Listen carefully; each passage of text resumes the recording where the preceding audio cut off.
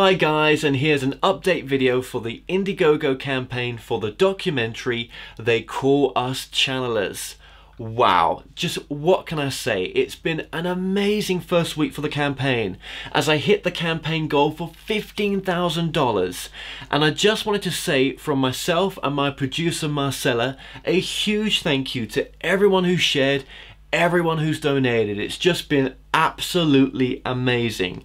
And because we've reached the campaign goal so quickly, I've come to realize that obviously we've got a lot of people that want to participate their energy into this documentary.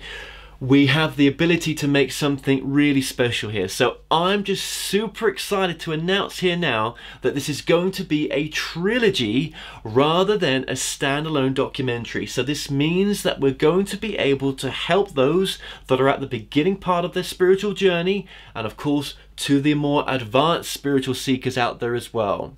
So as I head towards a trilogy of channeling documentaries now, please share, and if you feel drawn to donate to make this trilogy a reality, your support means the world. And of course the link to donate is in the description of this video as well. So I want this trilogy of channeling documentaries to cover a more beginner's level, then moving to a more intermediate, and then of course the very advanced information as well, but still allowing each individual documentary to stand on its own 2 feet. And we'll also be featuring some of the same channelers throughout the documentaries while introducing new channelers and participants and their stories. And of course we'll be featuring channelers from around the world as well, to show that no matter what ethnic background or country you come from, we all have this ability to tap within and to connect to our higher selves, where all answers lie. We're all that powerful, and of course not to forget the human side as well. So massive gratitude for everything that's transpired so far, and I'll catch you on another update soon. Much love.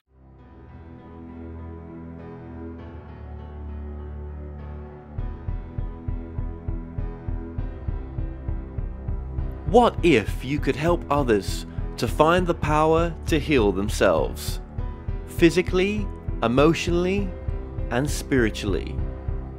When I started teaching my classes, it was in 2002, and I was just doing the past life regressions and contacting the subconscious part. But then as the time went on and we found how powerful this was and what we could do with it, a lot of the students began saying, you know, advanced past life regression doesn't really tell what it's all about. This is so much more than that. We think you should change the name. So it was a few years ago we decided to change the name to Quantum Healing Hypnosis Technique. And this is the healing technique that we've now been teaching it, well, since 2002, that's 12 years. What if you could time travel with them? Visit mythical places or angelic realms, other worlds, other galaxies. Help others to speak to their higher selves. You can. Dolores has taught thousands of people from across the world how to use QHHT, and now you can learn her method by going directly to dolorescannon.com. And don't forget to mention the discount code MORETALKS.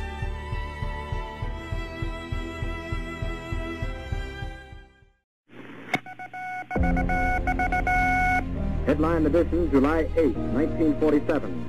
The Army Air Forces has announced that a flying disc has been found and is now in the possession of the Army. Army officers say the missile, found sometime last week, has been inspected at Roswell, New Mexico. Join the stars of the Ancient Aliens TV show. David Childress will guide you through the evidence left behind and the secrets being guarded from mankind. Have artifacts been left on other planets? Mike Barrow will take you to other worlds and explore the truth about the secret space program and the lies NASA tries to hide. What does the UK government really know about UFOs? Former Ministry of Defense UFO investigator Nick Pope will present The Real X-Files. Join Grant Cameron, who will provide detailed disclosure plans the world governments are working to. Or will mankind make contact first through our collective consciousness? One of the world's leading female researchers, Paula Harris, will share incredible testimonies from leading whistleblowers on ET contact and what's next for our world. It's time to believe and raise consciousness.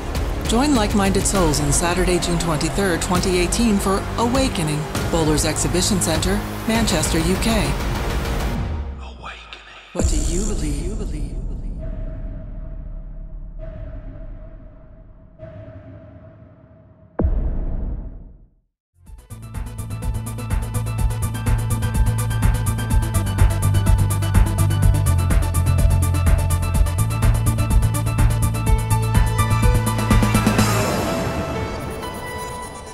Broadcasting from the UK and across the world online.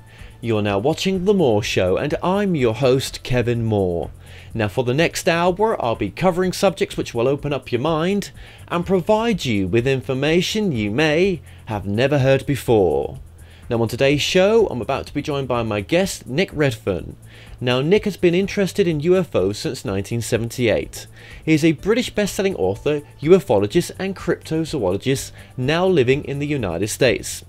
Now Nick is the author of many best-selling books on UFOs including The FBI Files, the FBI's UFOs Top Secrets Exposed and Cosmic Crashes, the incredible story of the UFOs that fell to Earth.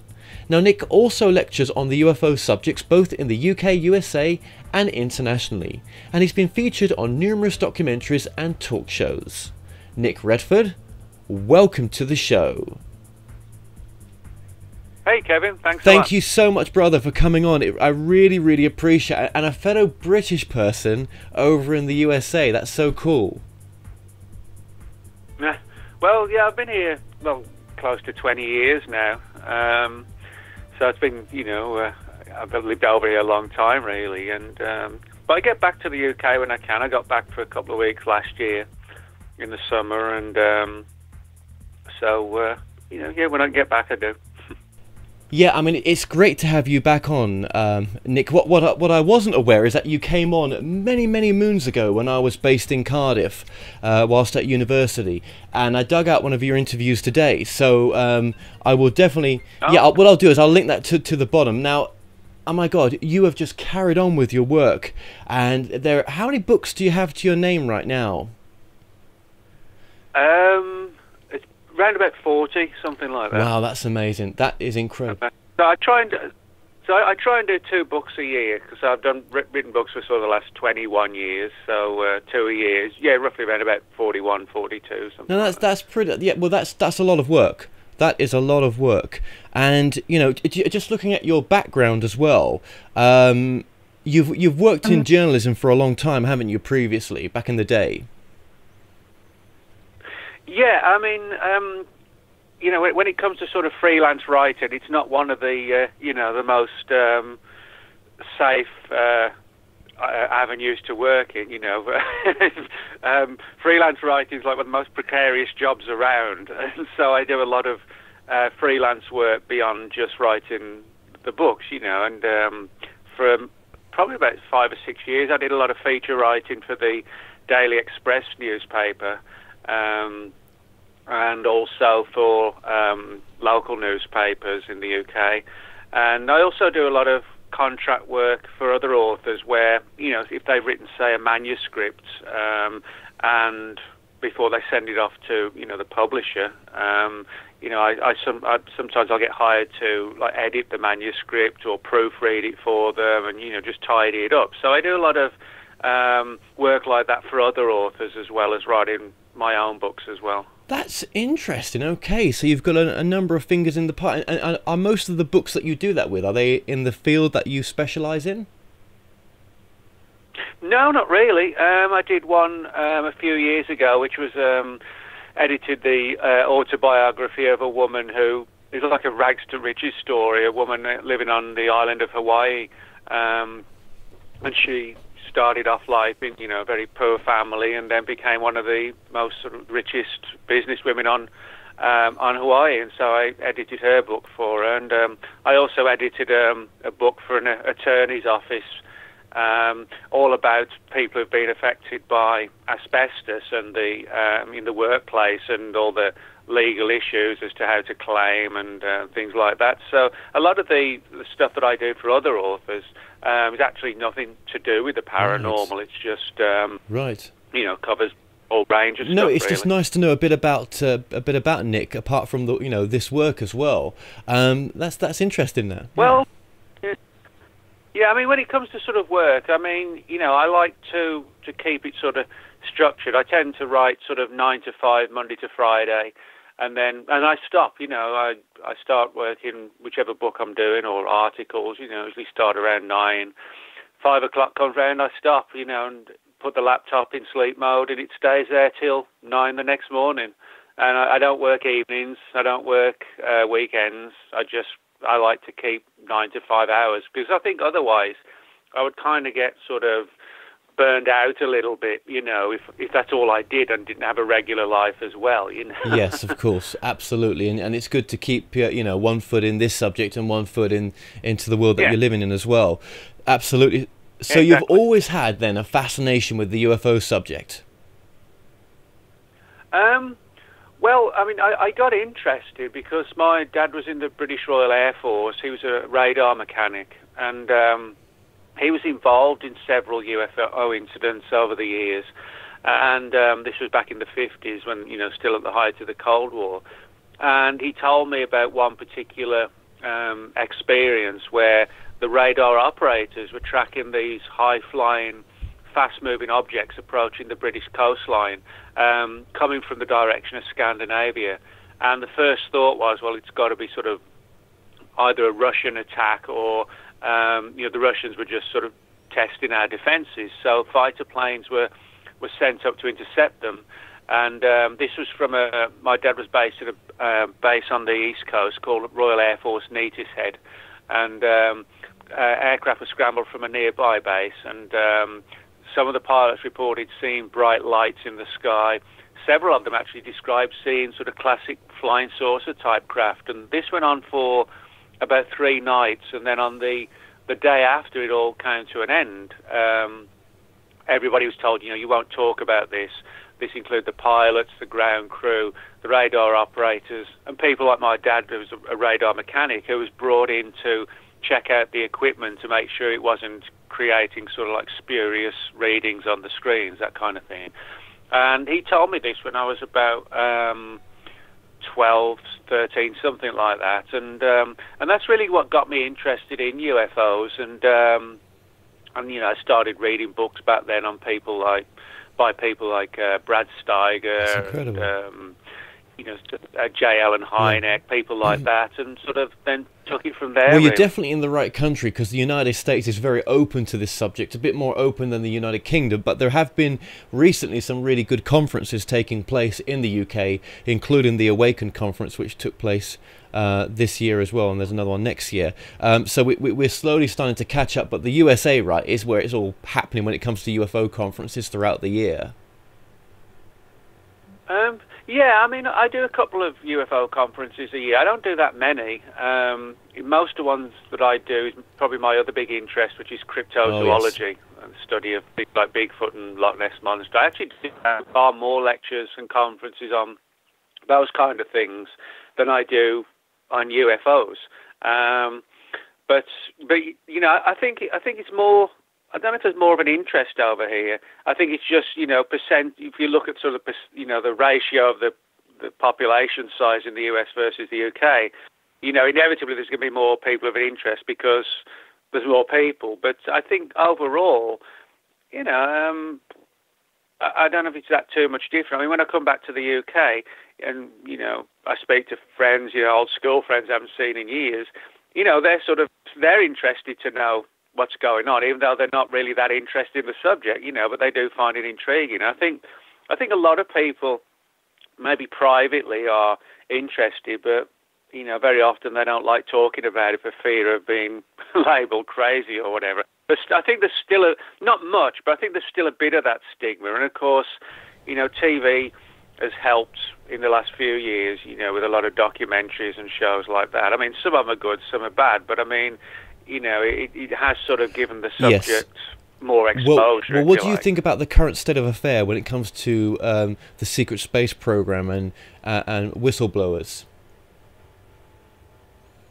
Well, you know, I mean, it's interesting, the whole secret space program. I mean, it's very controversial, but I've followed parts of this story at least.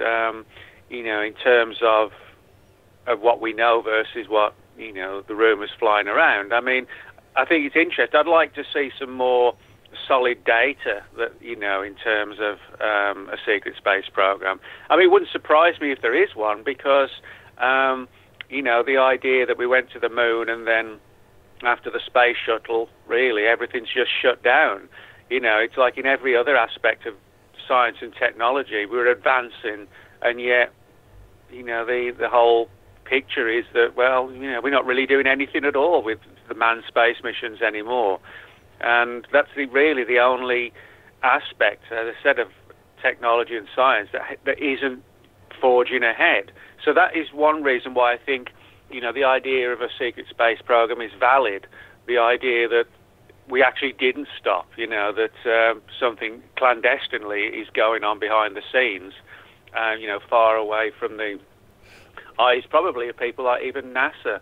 You know, I'm one of these people who thinks that if there is a secret space program, I don't think NASA is part of it. I think they're out of the loop.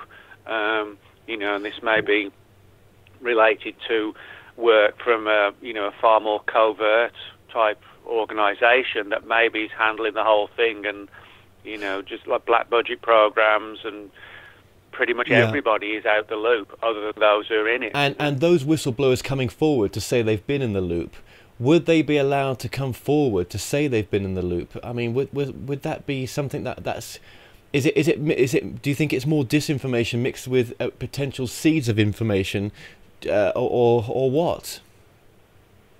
Well, I think that's always been one of the problems, is that you know, disinformation is designed. If you can't hide something, you put out a fake story with a little bit of legitimate data in there to reel people in, and then you put something else out that discredits it. Then you put out something else that kind of adds to it, and then you know, it's basically keeping people confused and not knowing what the truth is. You know, that's why disinformation exists, because if you're not able to bury the truth or hide it, you've got to do something about it. So disinformation experts who are very sort of skilled in that area, you know, will create multiple scenarios and push you down different avenues, essentially to keep you away from the real story. But I think in terms of whistleblowers, you know, being allowed to say this or that, I mean, I think if anything were to happen, you know, these people would be arrested or jailed or whatever, then that would legitimize completely what they're saying. So I think, in other words, it's better for whoever's orchestrating this secret space program, if somebody does come forward and reveal legitimate data, it's probably better for that group to say and do nothing, because if they took action, that would legitimize what they were saying. It's kind of like with the Edward Snowden thing. You know, the reason why the world sat up and took notice was because the government was after him. You know, had he said all this and the government said, well, we don't care, this is just garbage, this is nonsense, it wouldn't have attracted that interest. Well, no, absolutely. You know? But you look at Gary McKinnock, you know, another UK guy that was going to get extradited to the USA for apparently breaking into the security of NASA's server systems and stuff. I don't know if it was NASA, but it was some government body they broke into, and you know, he started to use the words that he was, you know, he saw clandestine projects on there of some sort. You know, some you know, I don't know the story too well, so I'm just, you know, just off the top of my head, but you know, then is he a true whistleblower compared to some others? I don't know. Well, I think a whistleblower is more along the lines of someone who's on the inside and blowing the whistle. You know, he claims, you know, he stumbled across this data. Now, you know, the McKinnon story is interesting from the perspective of that he went looking and claimed that he saw this data that talked about it was a list of military personnel under the heading of non-terrestrial officers. And, you know, there have been all sorts of thoughts as to what that means. But, I think one of the things that a lot of people forget, you know, they say, oh, well, McKinnon got nearly, you know, arrested and extradited and jailed because he got too close to the truth. Well, you could make that argument. On the other hand, the reason why he was nearly extradited, you know, and sent for trial and jailed, the reason why that nearly happened was basically because he hacked the U.S. government, you know, regardless of the subject matter. True. If you hack the U.S. government or any government, that government is going to take action against you. So I think, I won't say the McKinnon thing was overblown, but I think, you know, people have to look at the issue. You know, some people have just looked at it from the perspective of McKinnon found this information on these non-terrestrial officers, and then he had to be shut down at all costs. Well, you know, he wasn't shut down at all costs or any cost. The whole case collapsed. But, so in other words, you know, it wasn't like it was guaranteed he was, you know, that he was going to be the fall guy. But what I would say is I think people do need to remember, you know, if you do something as reckless and dangerous as hacking into, you know, whichever arm of the U.S. government, there's going to be a backlash. It doesn't matter if you're looking for files on UFOs or if you're looking at just the most innocuous thing, you know, what type of coffee they drink in the Pentagon, you know. But if you hack into those files just to look for that data, you know, it's going to come. They're going to come down. No, on you. Really, really good. What you've just said, they're really good, and they're very grounded as well. I appreciate that. Most definitely. And, you know, I'd love to get Gary on one day and interview him. He seems like a really nice person as well. Yeah, well, thank you for just, you know, your truth on what you think is going on with the secret space program right now and some of the whistleblowers that have come forth. I do feel, just personally, that it's a lot of, you know, misinformation mixed with real information, and that's the difficult part of discerning what's, you know, using discernment to try to dig in internally what you feel's right in some respects. Yeah, that is the problem, just knowing who to believe. Well, what's off, you know, in all these fields of the paranormal that you've researched and you continue to research, Nick, right? What's off boundaries for you? I wouldn't say things are off boundaries in terms of I would never sort of investigate them, but you know, my two big interests are UFOs and cryptozoology, but I'm not really into sort of like ghost stories and that sort of stuff. It just only because it doesn't really interest me. And things like political conspiracies, that's not really my area, you know, for the most part. I leave that to people who know far more about that than me, and it really just doesn't interest me that much. So that's why I just tend to focus mainly on those two issues, sort of UFOs and cryptozoology. Now, in this field, as time's moved on, it's going much more in the consciousness-based stuff with the ufology as well. And, you know, you can't be off seeing that. And with it going in that direction, where does that leave you as well, in the sense of, okay, so there's a lot more of a spiritual side to this, in the sense that, you know, there's a bigger nature to this understanding of ufology than just the nuts and bolts. So can you go there, and would you go there? Oh yeah, I mean, you know, a long time ago, I gave up on the idea that we're just dealing with, you know, sort of nuts and bolts UFOs. Now, there's no doubt that with the phenomenon, you know, something is clearly interacting with us, something from somewhere else, whatever that thing might be. But you know, the idea that it's just somebody else's equivalent of NASA, to me, that just doesn't hold up. And the reason why is because, you know, there are a lot of weird overtones and side effects to the UFO subject that take it far beyond that. I mean, even way back in the sort of the 70s and 60s, John Keel noted, Man Prophecies, John Keel noted a lot of parallels between today's UFO cases and sort of stories of paranormal activity, you know, 400 or 500 years ago. There's some deep similarities. And you get a lot of people who, you know, involved in the UFO subject who have weird synchronicities and things like that. And And if it's just nuts and bolts UFOs and nothing else, you wouldn't have these strange synchronicities going on. You wouldn't have, you know, the weirder side of things. So, and the crossovers between different phenomena. So, I think that there's no doubt in my mind there's a real UFO phenomenon.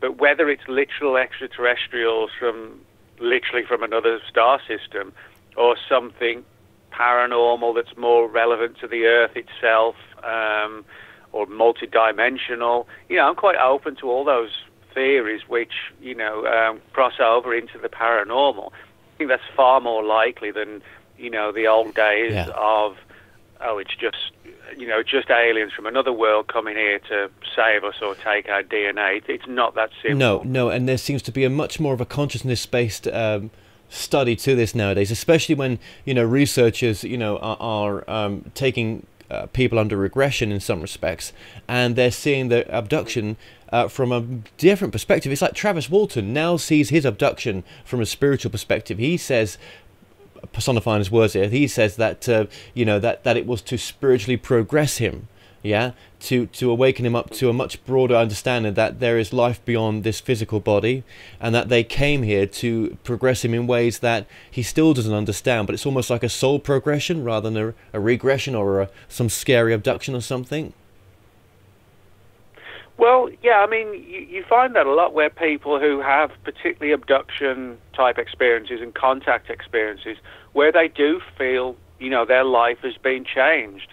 You know, it's almost like the UFO equivalent of sort of a religious encounter, that kind experience. Of thing, you know.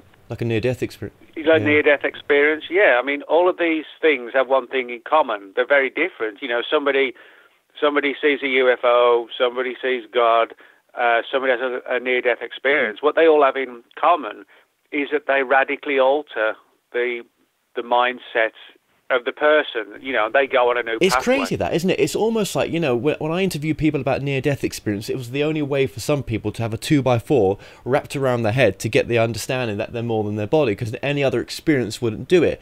And it's kind of like the same for the UFO experience, because it takes you on that journey in the end, to sort of, you know, in the end, it's somewhere along the line, you're going to look at the nature of, am I a soul having a human experience from having that UFO experience, right? It's very true what you said there. I get that with a lot of people. It's in, yeah. Well, yeah, and I think anything that, you know, radically alters your mindset is going to impact on your entire life, and I think that's why, you know, when you have a UFO experience, it's so profound. They're then driven to, you know, to research it further, and then it does become, you know, sort of the driving force in their life. You know, I've never personally had that sort of defining encounter. You know, I sort of take more of like a journalistic approach where I'm reporting on it rather than being somebody who is part of the, you know, the phenomenon in terms of having experiences, you know, which has never happened to me. So, but your dad did. Your dad did, though, didn't he? Yeah. Yeah, I mean, he had that encounter. I mean, he doesn't. I mean, you know, if you ask him about him today, he'll tell you the same story as he told me. But you know, it's not something he dwells on. You know, no. I'm sure he hardly ever thinks about it now, unless he gets brought up for whatever reason.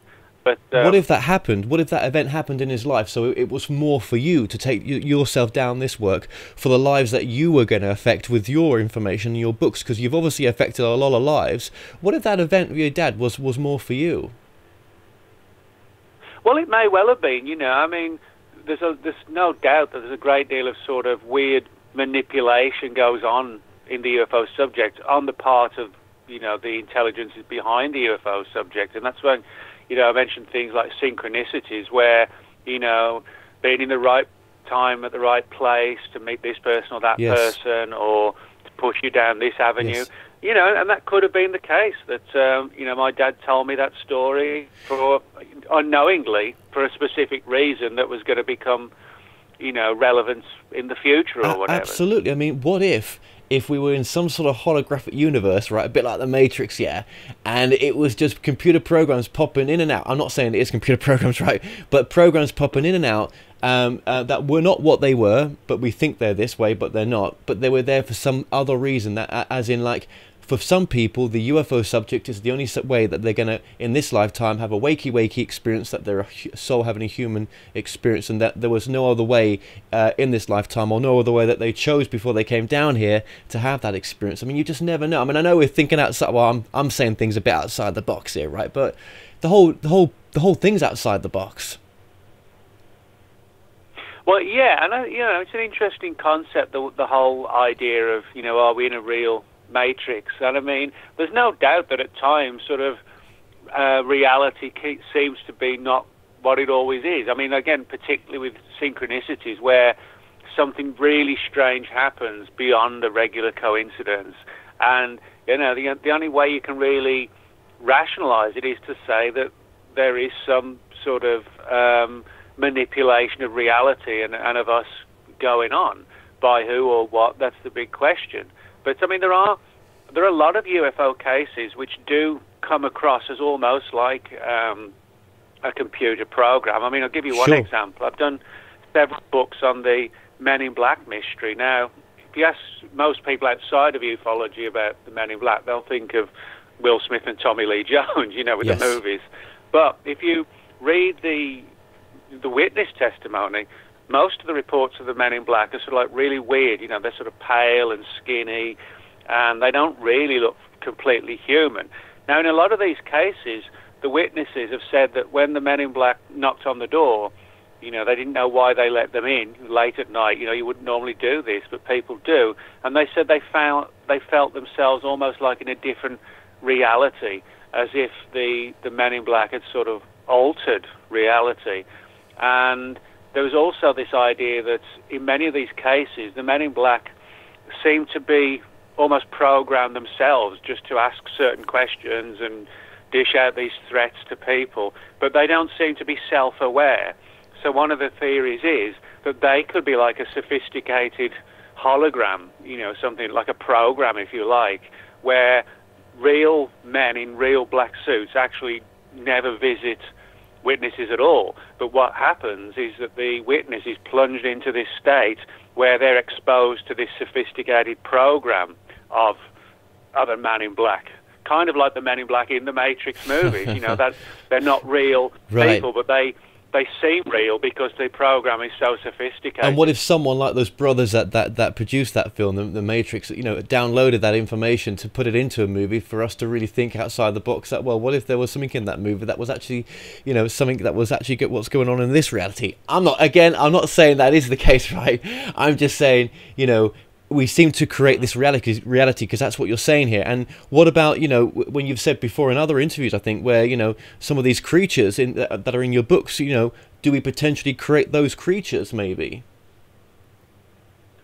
Well, yeah, that's one of my big interests, is the whole idea of what are known as thought forms or tulpas. The idea that the human mind can essentially create like a quasi-living thing just by thinking about it.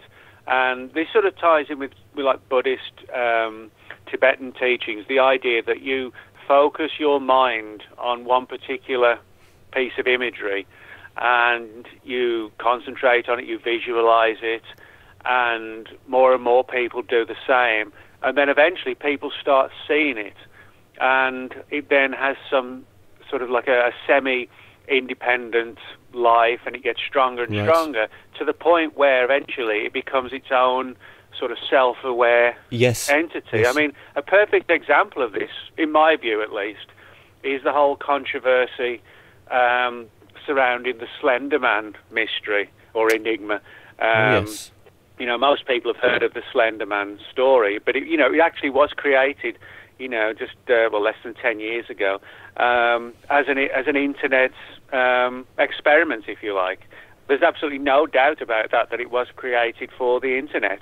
But there are now hundreds of people who claim to have seen the Slender Man, and I've interviewed a lot of them, and I don't believe they're lying or fantasizing or bad dreams. What I think is that the massive interest on the part of kids and teenagers in the Slender Man mystery, and they're focusing on it and reading stories and watching, movies and et cetera, your chat rooms, et cetera.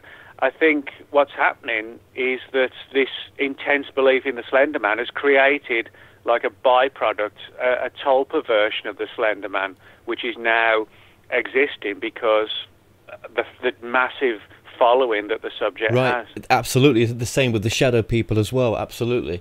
And and that is, I mean, a couple of years ago, or maybe just to go 10 years back, when you got into this, you wasn't really talking like this, was you? I mean, your work has progressed to this kind of new direction in a way. How was it? No. I mean, the first book I wrote about tulpas came out in about 2003, something like that. But I guess people, what I've found is that people who often read my UFO books don't read the crypto and the more paranormal-based ones, and vice versa. I get a lot of people who read the crypto ones and they don't read the UFO ones. It's not like every time I have a book out, the same people buy the books because, they may not be interested in Bigfoot. Somebody else is, So I think it's more that people who perhaps focus on some of my books would assume that, or just don't realise that, what I'm writing in another book. You see what I mean? Yes. But yeah, the first book I did on tulpas, I think was probably around about 2003, 2004, something like that. Interesting. Well, yeah, I mean, it's still fascinating where your work has gone, and this whole idea. I mean, I don't know if you've ever sort of studied much channeled material, but there was one thing that always strikes me, which was the Seth material, and what the Seth material said is that one of the biggest things was, we create our reality. Well, yeah, I think there's something to that. When the whole idea of you think about somebody you haven't seen for 20 years and then they phone you, there's a lot of stories like that. And I think there's something to that idea that, that for reasons we don't understand, we can sort of alter things or ensure that things happen or change the situation just by actually taking some sort of unconscious action. But, I mean, when you talk about... how things change as you go on. I think that's a sort of a normal aspect of any aspect of life. And I think one of the weird things which I've never really understood, particularly in ufology, is that if you have a theory or a belief system when you're 20, that for some reason you should still uphold that at 35 or whatever. I've never got that. It's kind of like, well, he's the Roswell researcher who thinks it's aliens. He's the Roswell researcher who thinks it was time travelers. She's the person who investigates abductions and thinks they're from the future. He's the guy who thinks that's exactly what it's they're like. aliens or demons or whatever. And I've never understood this idea that as you progress and find more data, it's kind of like, why you've changed your opinion, but you used to believe this, And I've never understood why people find it a problem that someone should change their mind when more data comes along. But but for some reason in ufology, people do get that. They're like, well, you said this in a book 20 years ago. I said, well, yeah, 20 years ago. 20 years is a long time to get new data, and your theories might change. Or in some cases, they might not. Like Stan Friedman. Stan is still full on for the extraterrestrial angle on Roswell. But you might find somebody else who, like Kevin Randall, who, wrote several extremely pro-UFO books on Roswell. His most recent one, Roswell in the 21st Century, he's in that book, he basically says most of the witnesses who claim to have seen alien bodies, he does not accept their stories anymore. It's a really good book, but for people who are expecting Kevin to say what he was saying in his earlier books, no, that's gone. And I think he still upholds the ETH angle for Roswell, but he does write off, a substantial number of the witnesses who claim to have seen the bodies, whether in, the base hospital or out in the desert. So again, but like I said, I've never really understood why people think or consider it a problem, or they don't like the fact that after X number of years, your theories and ideas change. You know, it's kind of like that happens in every aspect of life, you know, whether it's believe in Father Christmas or whatever. Well, you know, yeah, I've always wanted to get Kevin on, but he's a difficult man to get hold of. I've never been able to get hold of him. Yeah, one day. Yeah, thank you for that. And just to let you know, your books are coming up on the screen throughout this interview, and your website Cool. is? It's actually, I have a blog. It's called World of Whatever. And people Google Nick Redfern. The first link that pops up is the link to the blog. Okay, wonderful. Okay, I mean, God, that our time is just going so quickly here. It always does, doesn't it? It always does. And you know, there's so many books that Nick's done, and we're not going to be able to put them all on the screen. Just out of curiosity, your latest one is. Well, actually, I've got one coming out very shortly, literally next week. It's called Shapeshifters, and it's a cryptozoology type / paranormal book on throughout legends, mythology, folklore, culture, history, eyewitnesses of creatures allegedly shapeshifters. You know, everybody thinks of werewolves, but in Africa they have traditions of leopard men, and instead of wolves, they have were hyenas and were tigers, and there's like a long cultural history, as I said, within folklore and mythology of creatures taking on different forms and different guises. So it's very much like a study of how these tales have developed, and as I said, but with an emphasis on, you know, particularly mythology and folklore. And then, funnily enough, on talking about the Slender Man mystery, in January, I've got a full-length book coming out on the Slender Man controversy, which quite extensively describes and talks about the whole Tulpa thought form aspect of that. So when you do your books, I mean, how are you getting your research then? In one aspect, are you actually going out there and interviewing people? Yeah, I do a lot of interviews. I mean, for the Slender Man book, I think I interviewed probably about 15 people. And sometimes it comes from, you know, tracking people down if there's a story on the net, and, you know, just approaching them and asking them if it would be okay to interview them, etc. But on other occasions, you know, what I've found is that the more you write, the more feedback you get from people, you know, who've read your books or an article or whatever. For example, as I said, I've done 3 books on the Men in Black mystery, and I'm working on another. And the only reason why I'm able to do that is because, you know, people have been very generous in allowing me to share their stories. But, you know, had it not been for the fact that I hadn't done the earlier books, I would not be I wouldn't be aware of those cases, and they wouldn't have contacted me because I wouldn't have written any books on that subject.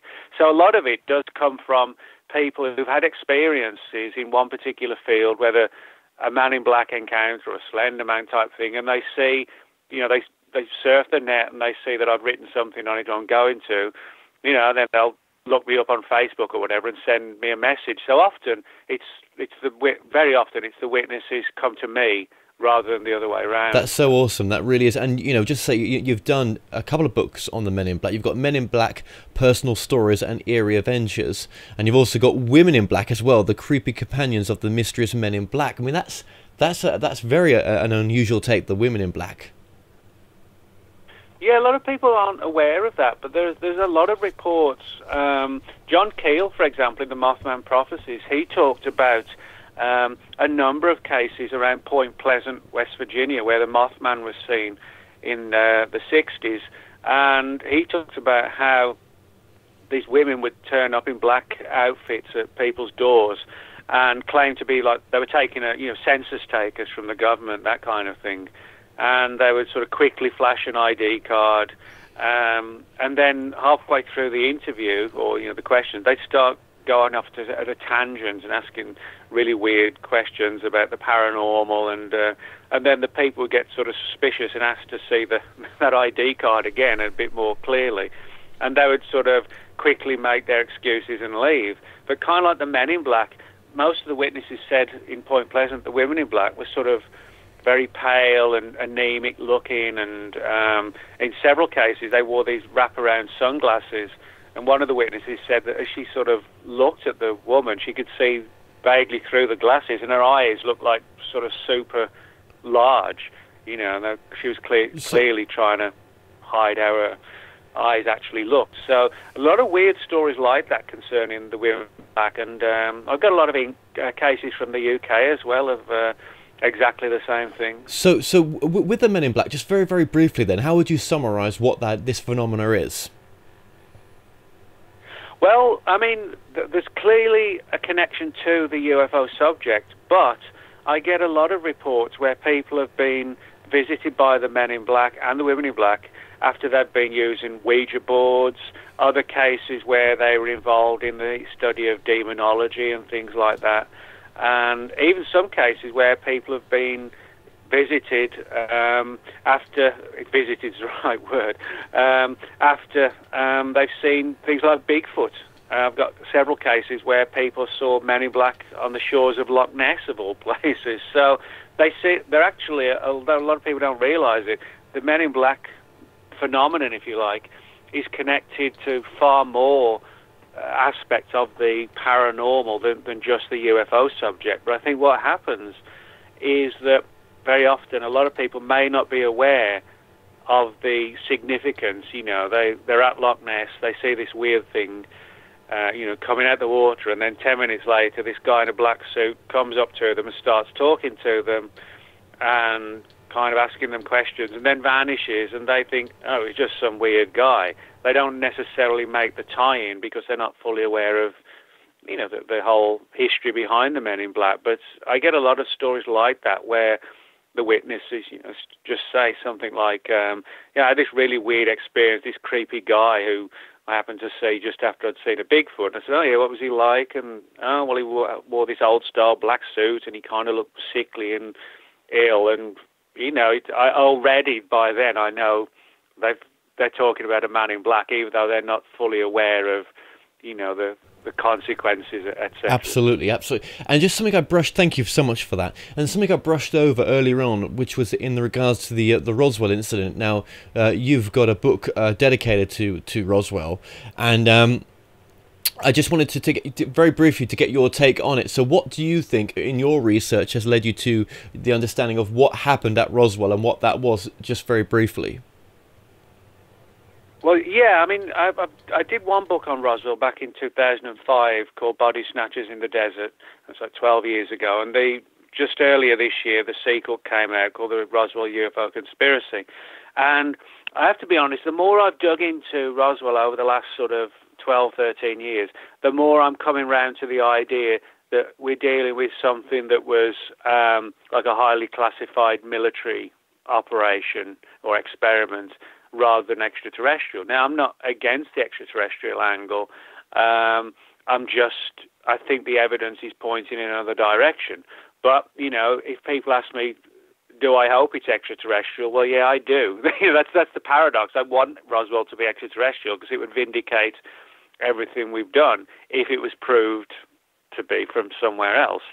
But, you know, if you look at the time frame, 1947, the location, New Mexico, where you had a lot of German scientists brought over and a lot of weird experiments, human experiments, high-altitude exposure experiments, Operation Paperclip, all of this going on in New Mexico.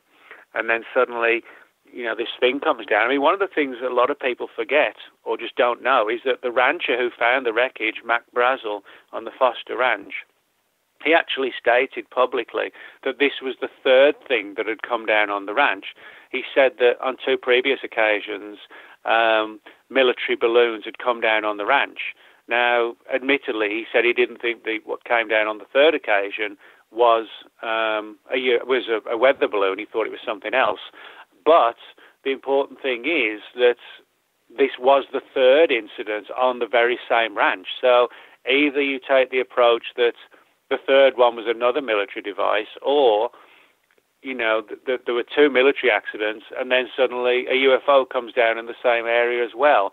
Not impossible, but it's things like that that keep me, you know, sort of open on the idea that we're dealing with something that was a highly classified experiment. Maybe, like this, like as I said, a high altitude human guinea pig type experiments that had to be covered up at all costs.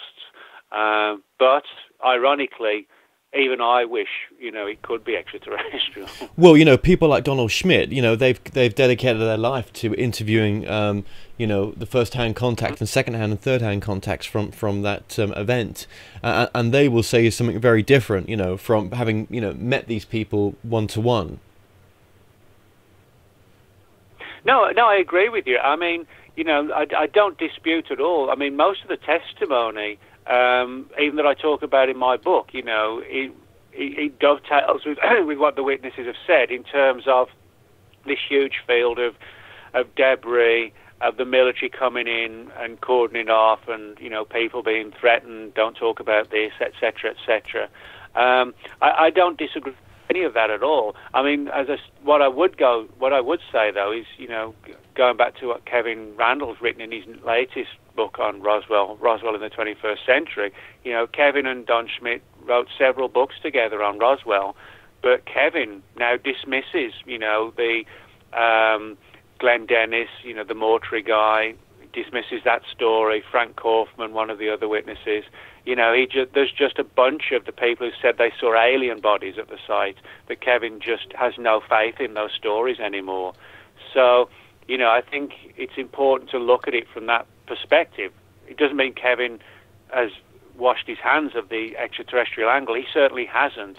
But in terms of the body stories, which were a central part to making a good case for the ET angle, he's just like, well, I can't endorse this anymore. So, I think that's an important thing to be aware of. When we're talking about, if we're just talking about wreckage being found, then, we could argue forever and a day that it was military or something else. But the stories of the bodies is really the one thing more than anything else that pushes a lot of people down the ET angle, because, well, what else could they be? But as I said, when you then find out that Kevin's dismissing those stories and taking a significant part of the story out of the equation, namely the bodies, what you're left with then is this field of strange wreckage where, by the ranchers on admission, 2 previous military devices had come down on that same huge ranch. So, there's different ways of looking at it. But I think the problem is, regardless of which sort of side of the coin we're on, everybody has reached a brick wall where we just cannot get past it. And I'm just not sure how we can get past it. How do we prove what happened at Roswell when just about everybody is now dead? Yes. And, there's no files in the public domain. The government says, well, we looked and we cannot find any records.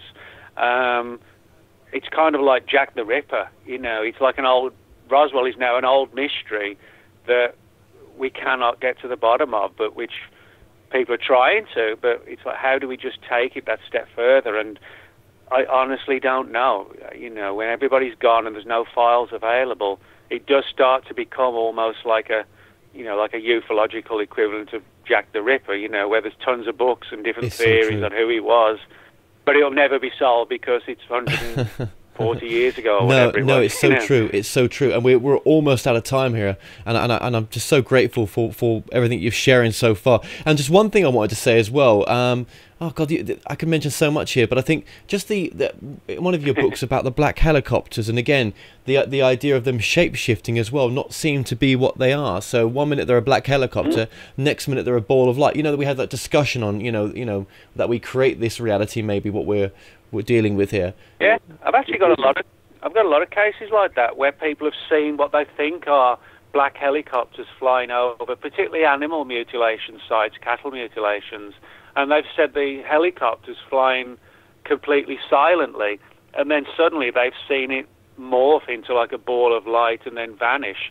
And this has sort of led to the idea that the black helicopters, or at least some of them, may be connected more to the UFO phenomenon and could be some sort of almost like a holographic type situation to convince people that this, the cattle mutilations are like a military program by presenting a black helicopter in the area, but maybe that's a ruse to push people away from the UFO angle. So there are a lot of weird, very weird cases of like silent helicopters, helicopters suddenly becoming invisible or suddenly appearing out of nowhere, and as I said, also changing their form. And not just into balls of light. I've got a couple of reports where people have said that the the helicopter kind of shimmered and then turned into like a classic UFO, like a circular silver flying saucer type craft. So, those kind of cases are really at the fringe of things, but enough cases on record to suggest that it's a sort of poorly understood aspect of the phenomenon all the same. Absolutely, absolutely. And yeah, God, your work is so varied, and you've done such a great honor to this field, and you continue to. So I'm really grateful for what you're doing. Really grateful. I know a lot of people enjoy your material as well. What would you say, Nick, is the most important message of your work? Well, I think, I guess the most important thing is to sort of get information out to people so they can, learn the latest information on these subjects, if they're interested in these subjects. And, I never use information people give me unless they give me permission. I'm not in the business of just, not asking, but people are happy to have their stories used, and it's going to advance the subject. I think that's an important thing, because without new data, we're just going to be reliant on old cases and old concepts and ideas. So I think the important thing is to keep looking and sharing information, because by sharing it, we might it might be exposed to somebody who can add another aspect to the data, and somebody else reads something else and they can add their little bit, and bit by bit, you put a picture together then, which you just cannot do alone. You need the witnesses and everybody else to essentially, put the whole picture together. Exactly. So I think that's the most important thing, really. Exactly. Well, look, Nick, I just want to say thank you so much, brother, for coming on. And if I do ever cross paths with you in the USA, because I'm coming over for 3 months to film a documentary soon, then we'll have to meet up for a cup of tea or something. All right, that'll work. or an Americano maybe, but yeah. Seriously, I so appreciate what you're doing, and I love your work, and thank you so much for coming on today.